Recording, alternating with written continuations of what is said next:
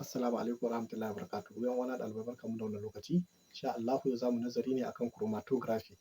Chromatography is a technique used to separate, identify, and quantify the component of a mixture based on their interaction with a stationary phase and a mobile phase. Wato chromatography wani hanya ne da ake rabawa ko kuma ake ganowa ko kuma ake auna abubuwan da suka tattaru suka haifar da mixture. Hakan ya ta'allaka ne daga yanayin mu'amalansu da abin da aka yi wannan binciken a saman shi ko kuma abin da ya taimaka masu suka motsa.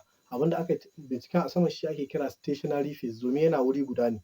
Mun gane ko? Shi kuma abin da ya taimaka masu suka yi tafiya akan wannan abin da aka bincike a saman shi shine ake kira mobile phase. Mun fahimta ko? Yawwa.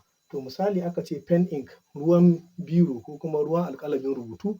Mun gane ko? To yanzu ana so a san cewa kala nawa ne suka haɗu suka ba da wannan kalan da muke kallo. Wataƙila ba blue bane kawai kamar yadda muke ganin shi, akwai wasu kaloli a ciki. To ana iya amfani daga ɗaya daga cikin hanyoyin chromatography da ake kira paper chromatography wanda ake amfani da paper.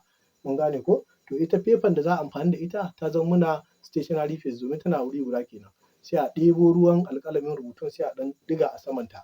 Mun gane ko? Sai a nemi ruwa sai a ɗan saka paper a ciki haka. Shi ruwan zai taimaka ne domin ruwa kun san in ya haɗu da paper zai dinga tahiya ne, zai dinga hawowa saman paper ne. Mun gane ko? Yana jiƙa paper ɗin.